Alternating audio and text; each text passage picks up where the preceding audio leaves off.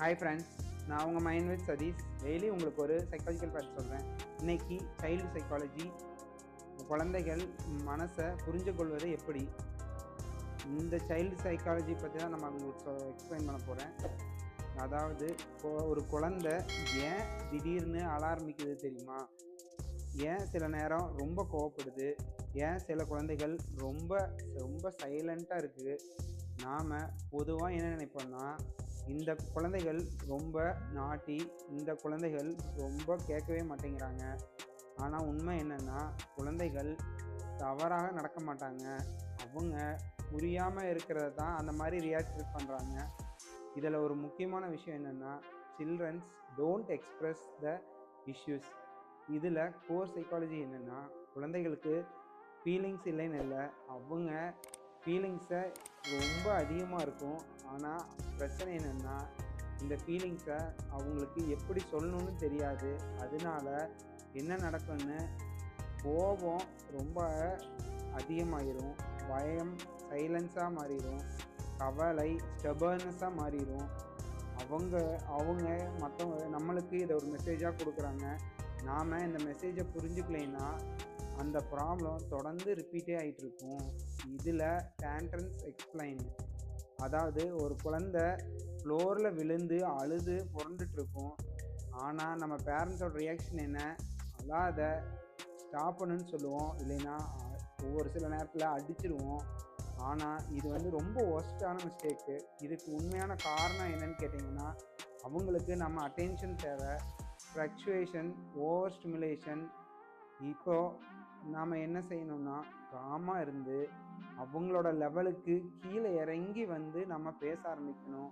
நீ கோபமாக இருக்குன்னு எனக்கு புரியும் அப்படின்னு சொல்லி நம்ம பேசணும். இதில் என்ன நடக்கும்னு தெரியுமா? குழந்தைகள் உங்கள்கிட்ட ரொம்ப சேஃபாக ஃபீல் ஆகும். இதில் சைலண்ட் சைல்டு, சில குழந்தைகள் ரொம்ப குவைட்டாக இருப்பாங்க, பார்த்தா ரொம்ப அமைதியாக இருக்க மாதிரி இருக்கும். பேரண்ட்ஸ் என்ன நினைப்பாங்க? இந்த குழந்தை ரொம்ப நல்ல பிள்ளைன்னு நினைப்பாங்க. ஆனால் அது டேஞ்சரஸ் சிக்னல் கூட ஆகலாம். காரணம் என்னென்னா, அவங்க ஃபியராக இருக்கிறது, லோ கான்ஃபிடென்ஸாக இருக்கிறது, வீட்டில் பேசுகிறதுக்கு வாய்ப்பே கிடைக்கல. இதுக்கு சொல்யூஷன் என்னென்னா, அவங்களோட நம்ம ஸ்பேஸை டைம் ஸ்பெண்ட் பண்ணணும். நம்ம கேள்வி கேட்கணும். அது ஃபோர்ஸாக இருக்கக்கூடாது. அவங்கள நம்ம ஜட்ஜ் பண்ணக்கூடாது. ஒரு குழந்தை பேச ஆரம்பிச்சிட்டா அவங்க உங்கள் மீது ட்ரஸ்ட்டு ரொம்ப அதிகமாகும். இதில் ஸ்டெபர்ன் பிஹேவியர், நான் சொன்னதை கேட்கவே மாட்டேங்கிறாங்க. இந்த ப்ராப்ளம் ரொம்ப எல்லாத்து மத்தியிலையும் காமனாக இருக்குது. இதுக்கு காரணம் கண்ட்ரோலாக ஃபீல் பண்ணணும், இண்டிபெண்டன்ஸாகவும் ஃபீல் பண்ணணும். இதுக்கு நம்ம என்ன செய்யணும்னா, அவங்களுக்கு நம்ம கமெண்ட்டே கொடுக்கக்கூடாது. அதுக்கு பதிலாக சாய்ஸ் கொடுக்கணும். இதுக்கு எக்ஸாம்பிள் என்னென்னா, நீ இப்போ போய் ஸ்டடி பண்ணு, அதுக்கு பதிலாக நீங்கள் 5 நிமிஷம் லேட்டாக ஸ்டடி பண்ணலாமா, இல்லை இப்போவே வான்னு நீங்கள் கேட்கணும். இதில் குழந்தைகள் ரொம்ப பவர்ஃபுல்லாக ஃபீல் ஆவாங்க. இதில் நம்ம பிக்கெஸ்ட் பேரண்ட் மிஸ்டேக் என்னன்னு கேட்டிங்கன்னா, மற்றவங்களோட கம்பேர் பண்ணுறது. அது ரொம்ப ரொம்ப தப்பு. கம்பேர் பண்ணால் குழந்தைகளுக்கு எப்போவுமே நம்ம பிடிக்காமையே போயிடும். அது அவங்களோட கான்ஃபிடென்ட் லெவலை டிஸ்ட்ராய் பண்ணிடும். அதே மாதிரி சத்தம் போடுறது அவங்களுக்கு ஃபியரை க்ரியேட் பண்ணும், ரெஸ்பெக்டை க்ரியேட் பண்ணவே பண்ணாது. அவங்களோட ஃபீலிங்ஸை நம்ம இக்னோரே பண்ணக்கூடாது. அது பெரிய விஷயமா நம்ம பெரிய விஷயம்னு சொல்லிட்டோம்னா குழந்தைகளுக்கு அது ரொம்ப பெரிய பிக்கஸ்ட் ப்ராப்ளம்.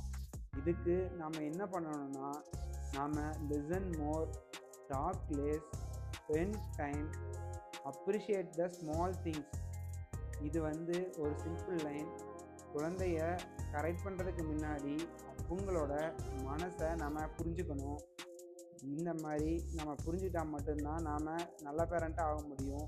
நீங்கள் நல்ல பேரண்ட்டாக ஆகணும்னா ஸ்ட்ரிக்டாக இருக்க வேண்டியதில்லை, அண்டர்ஸ்டாண்டிங் பண்ணால் தெரிஞ்சால் போதும். இந்த மாதிரி டெய்லி உங்களுக்கு ஒரு சைக்காலஜிக்கல் ஃப்ரெண்ட்னா என்னை லைக் அண்ட் ஃபாலோ பண்ணிட்டு அப்படியே என்னை சப்ஸ்கிரைபும் பண்ணிக்கோங்க. Thank you friends.